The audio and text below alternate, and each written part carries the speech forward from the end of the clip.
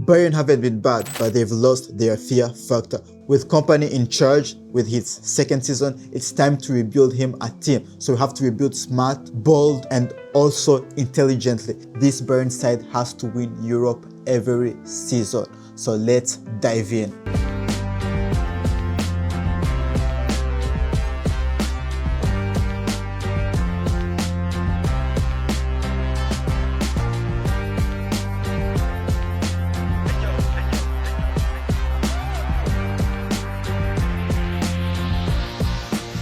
So let's start with the goalkeepers. In terms of goalkeeper, Bayern have been blessed for the last decade, and I think it will continue for at least one more season because Manuel Neuer has his contract which is running till the end of 2026.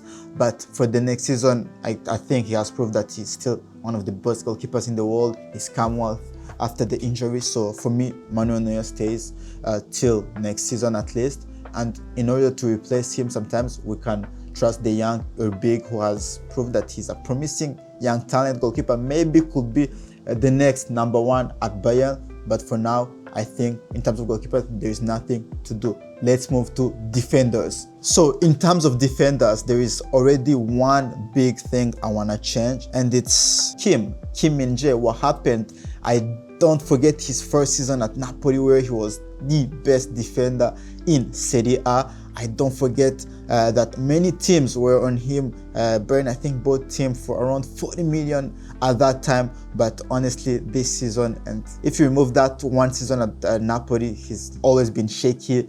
He makes many mistakes, doesn't, give me confidence in him in that defense. So I think there is a defender to buy, and you have to buy a young defender to partner alongside Upamecano. So because Upamecano stays as my starting right center back, Jonathan Tah is there to cover him and also to bring experience and also to sort of push Upamecano. We'll keep also a Korean defender, I think Ito, who's been a great defender at Stuttgart, but he's always injury prone, but we'll keep him in rotation for the left-footed center-back role, and we'll bring in a left center-back defender. So I've thought about two names. I've went for just young defenders. I've thought about Piero Incapié at Bayern Leverkusen.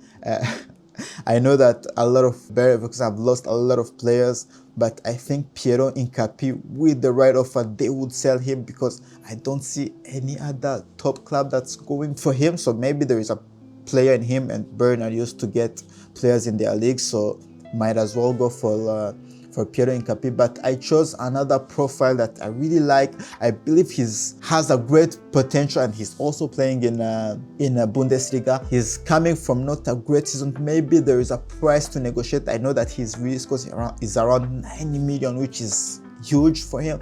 But I think there is a future top defender in him, and it's Castello Lukeba. And I think Lukeba also brings in what Kompany wants from his defenders who are who can play from the back, who can sort of act as the first players to bring the ball from the defense to the attack. And Lukeba is a modern center back, so I think he could fit in Kompany plans, but I think it will cost around 40 to 50 million. But you're Bayern Munich and you can't really refuse to pay those prices right now in this modern football. So Lukeba would be my player to replace Kim Min-jae. So Kim Min-jae, I would sell him around 20-25 million. I still think he has suitors, especially in the Turkish league or in Saudi.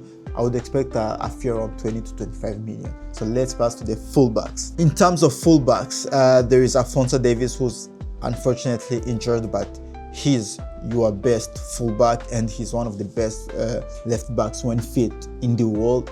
You've successfully extended his contract, so that's a great move by Bayern. So you would keep Alphonso Davies, of course. When he's fit, he's the starting left back, but you've also bought Guerrero, who I think he's a great player. He can play in multiple positions, but his first position is left back, so Guerrero could replace Davies while he's injured. In terms of right back, you've got Konrad Laimer. I think he stays as a starting right back, but you've also got Stanisic, who can play also as a center back. I think Stanisic has a future in that Bayern side. I haven't liked his last season. I really liked him when he was playing in that Xabi Alonso system, that back three, or even as a wing back. He showed great things. So I still believe in him, so I would keep Josip Stanisic, especially that Bayern, they haven't been great with their young players, so I would trust him. And I would sell Sacha Boey, unfortunately, who hasn't proved to be the player he was at Galatasaray. For me, I thought Sacha Boey would become the best French right back.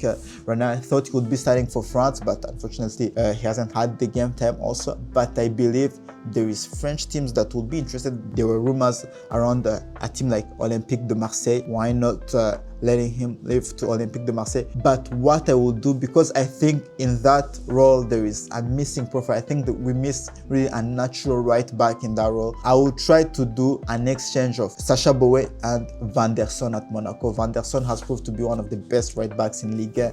He's still young. He's really a profile that Vincent Kompany would love, really energetic. He brings in something different that Conor Lema or even Kimmich couldn't bring. So if there is a move to make, maybe an exchange between Van der Son and Sacha Boey. So Van der Son would be my recruit in that right back role. So let's move to the midfielders. So in terms of midfielders, what I see is that you have solid starters, but again, football nowadays, it's more than 11 players. You've got to have at least 2 squads to compete in all competitions, and I think it's a bit old. This team is one of the most oldest teams I saw in Clubs World Cup.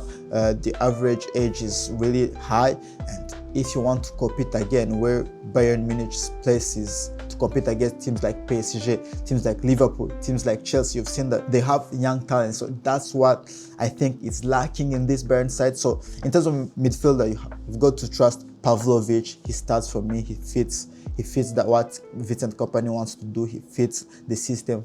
Pavlovic, I believe he has a big potential. He stays. Kimmich is 30 years old, but he stays. You have to know that he's getting old. He won't stay for the next 10 years. You won't build around Joshua Kimmich. So that's why I need someone to replace him, because you've got Goretzka. I think he's still valuable. I would keep him for our next last season. I think his contract runs out till 2026 also. So Goretzka, player to keep for only this season. There is also the promising Tom Bishop, who was on loan. I think you have to give him minutes. Again, I blame Bayern Munich to not trust young players, so you have to trust players like Tom Bishop. I think it was the technical director of Bayern who said that Bishop is not yet a Bayern Munich player. He's not a Bayern A player to trust around. So you see that they still around that thing that they can't really trust young players. But I think it would be a mistake to not give minutes to Tom Bishop, especially in that midfield where I think there is minutes to grab. And I would bring a technical number 6, because João Palhinha, a player that I really like, a player that I would love to see in that Fulham team, was the leading in terms of tackles, in terms of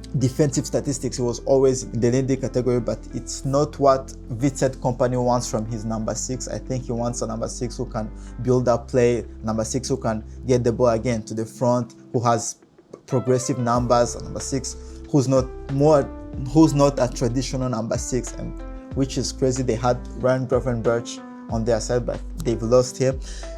So I would go for a number 6 to replace João Palhinha. I think João Palhinha remains a quality player for a team that needs him. So maybe Palhinha, you would expect maybe a 15-20 million from a Premier League team. Why not Fulham again?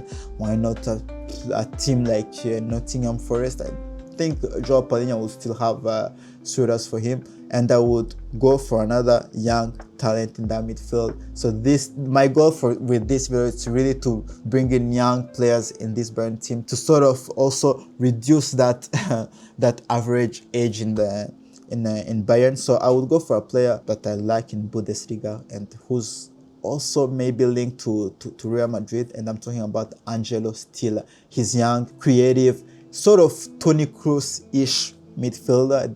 I don't want to compare him to Toni Kroos, but his playing style reminds me of Toni Kroos. Has a big ceiling. He's already in Bundesliga. He's proven in Bundesliga. I don't think Stuttgart will ask a lot. I've seen a fee around 45 to 50 million. For a player like Angelo Stiller, that's worth it. I think Bayern Munich should go for him as soon as possible. So for me, Angelo Stiller in midfield would be a great choice. If Angelo Stiller doesn't work out, my other option would have been Andrés Santos from Chelsea. I know that Chelsea have a lot of midfielders. player who would suffer from that crowded midfield would be Angelo Stiller. If there is an opportunity, André Santos remains a great opportunity for a fee around 35 to 40 million. Again, I think it would be a great move because he's coming from a great season at Strasbourg, who was a leader, captain, playing in that deep role.